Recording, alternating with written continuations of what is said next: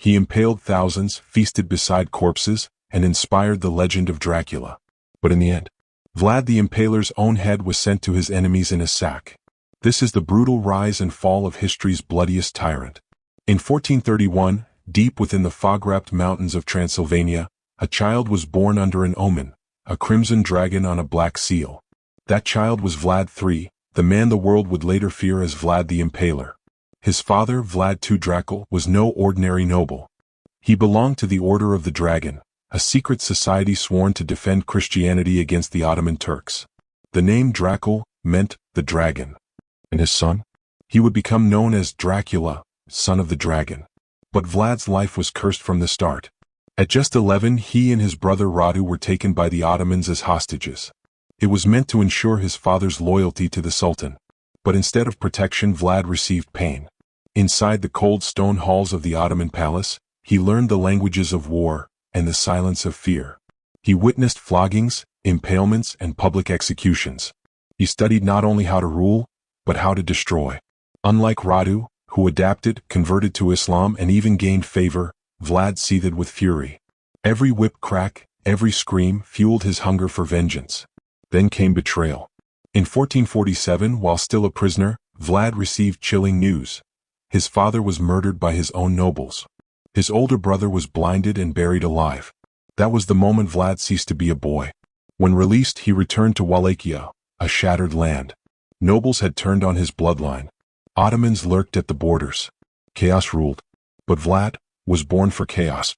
At just 17, he seized the throne briefly, like a shadow in the night. But his rule lasted only weeks before enemies forced him out. Still, this was only the beginning. In exile, Vlad didn't hide. He learned. He trained. He plotted.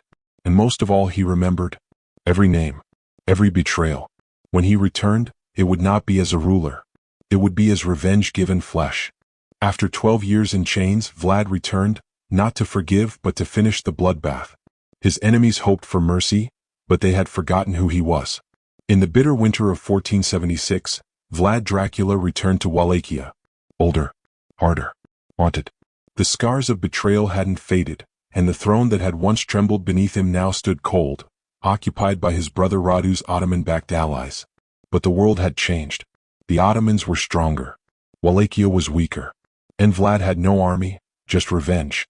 Yet fear still remembered his name. With the reluctant backing of Hungarian troops and a handful of Wallachian loyalists, Vlad launched a final campaign. Not one of conquest, but of cleansing. The boyars who had betrayed him? Impaled. Villagers who welcomed the Ottomans? Impaled. Even Ottoman messengers who arrived with offers of peace were returned on stakes. Vlad ruled again, but for only 2 months. By December 1476, his enemies were closing in. The Ottomans, fed up with Vlad's return, sent assassins. Rumors swirled of betrayal from within. Some say even his own soldiers turned on him. No one truly knows how he died. Some say he was ambushed in a forest, his head taken while he was still breathing. Others whisper that in a cruel twist of fate, he was mistaken for an enemy soldier by his own men and slain during the chaos. What we do know is this: Vlad the Impaler was decapitated. His head, preserved in honey to keep it fresh, was sent as a gift to Sultan Mehmed II in Constantinople. The same Sultan Vlad had once terrified now gazed upon the severed face of his enemy, and smiled. The man who turned terror into power, ended as a trophy. Wallachia fell into the hands of others. History began to forget. Until stories of a blood-drinking count named Dracula emerged centuries later, part truth, part myth. But for those who knew the real Vlad, there was no mystery. He wasn't a vampire. He was something worse. He ruled Russia with divine fury, but when paranoia blinded him, even his own son wasn't safe. One swing of his staff ended a dynasty. Russia, 1581. Ivan IV, the first Tsar of all Russia, was feared more than loved. He believed he ruled with God's authority. But by now God had gone quiet, and Ivan's madness had grown loud. After decades of war, betrayal, and personal loss, Ivan no longer trusted anyone.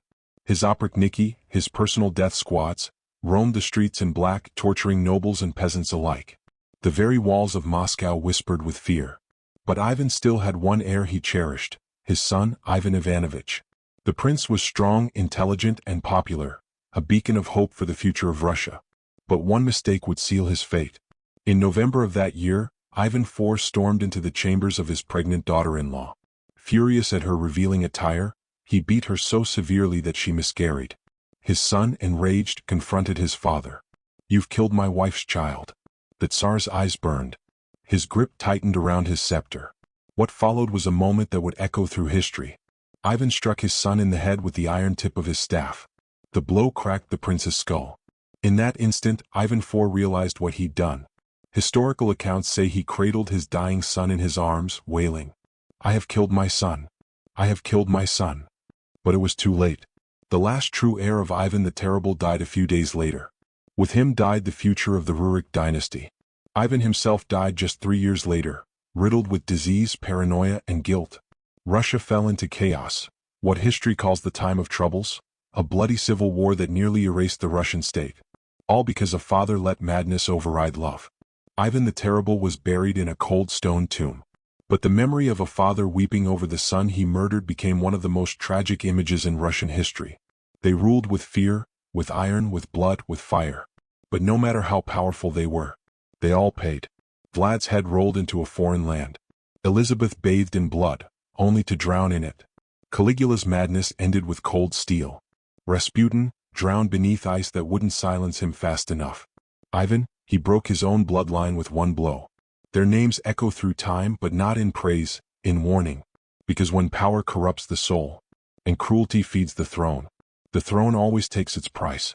You've just dined on death. But there are more chilling tales still waiting beneath the surface. Stay curious, stay haunted, and remember, even kings bleed.